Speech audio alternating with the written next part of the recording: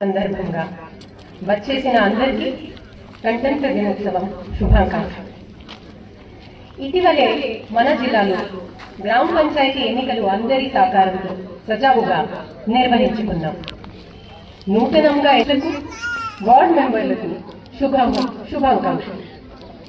నేటి గణతంత్ర దినోత్సవం సందర్భంగా మన జిల్లాలో అమలు చేస్తున్న పలు సంక్షేమ అభివృద్ధి కార్యక్రమాలను మీ ముందు వివరిస్తున్నాను.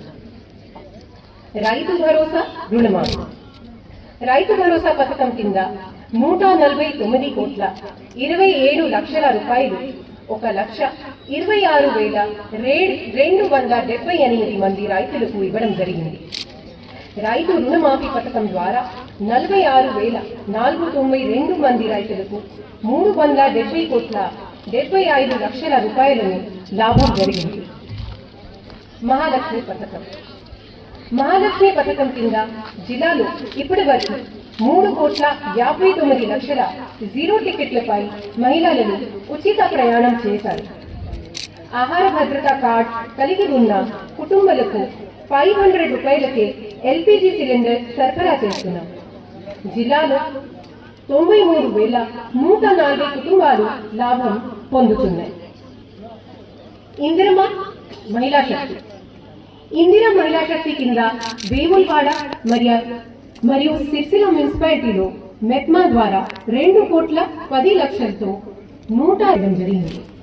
9 మండల సమస్య ద్వారా బస్సులను ఆర్టీసీకి అద్దెకి ఇవ్వడం జరిగింది. 2,837 స్వయం సహాయక బృందాలకు 382 కోట్ల 97 లక్షల బ్యాంక్ లింకేజ్ రుణాలు వినిపించడం జరిగింది.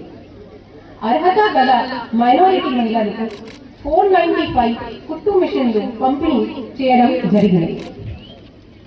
గృహజ్యోతి ఈ పథకం కింద మార్చ్ 24 నుంచి డిసెంబర్ 25 వరకు 21,65,626 జీరో బిల్లులు జారీ చేసి 84 కోట్ల 32 లక్షల రూపాయలను చెల్లించడం జరిగింది.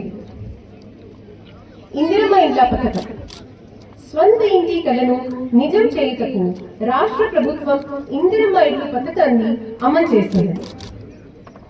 7,408 ఇండ్లు మంజూరు చేయడం జరిగింది. ఒక్క ఇంటి నిర్మాణానికి 5 లక్షల రూపాయల ఆర్థిక సహాయం అందించడం జరుగుతున్నది. ఇప్పటి వరకు 185 ఇండ్ల నిర్మాణము పూర్తిగా అయింది. VDA ద్వారా రాజరాజేశ్వర దేవస్థానం అభివృద్ధి. దక్షిణ కాశీ రాజరాజేశ్వర స్వామి దేవస్థానం పలు అభివృద్ధి పనులతో ముందుకు సాగుతున్నది. ప్రధాన దేవాలయ విస్తరణ అభివృద్ధి, వద్దిపోచమ్మ గుడి అభివృద్ధి, రోడ్ల విస్తరణ, నిత్య అన్నదానం సత్రము నిర్మాణము, గుడి చెరువు అభివృద్ధి, బోటింగ్ మరియు ఇండియన్ ఫోర్స్ వారి సహకారంతో నాంపల్లి గుట్ట పైన యుద్ధ విమానం ఏర్పాటు మొదలుగా అభివృద్ధి పనులు చేస్తున్నాము. ఇప్పటి వరకు 291 కోట్ల రూపాయలు మంజూరీ కాగా ఇంకా వివిధ అభివృద్ధి పనుల కోసం 980 కోట్లకి ప్రపోజల్స్ పంపడం జరిగింది. ప్రజారోగ్యానికి భరోసా. జిల్లాలోనే ప్రభుత్వ హాస్పిటల్స్ ద్వారా మెరుగైన వైద్య సేవలు అందించడం జరుగుతుంది. 2 నూతన PHC భవనాలు ప్రారంభించడం జరిగింది. 4 PHCలో 17 సబ్ సెంటర్లు నిర్మాణంలో ఉన్నవి. ప్రభుత్వ హాస్పిటల్లోనే ఈ సంవత్సరం 51% ప్రసవాలు జరిగినవి.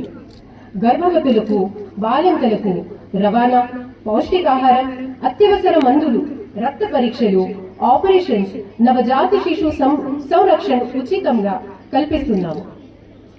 నవజాత శిశు జిల్లాలోనే ప్రజలందరికీ 24/7 అత్యవసర వైద్య సేవల కొరకు 12 వాహనములు అందుబాటుకి తేవడం జరిగింది.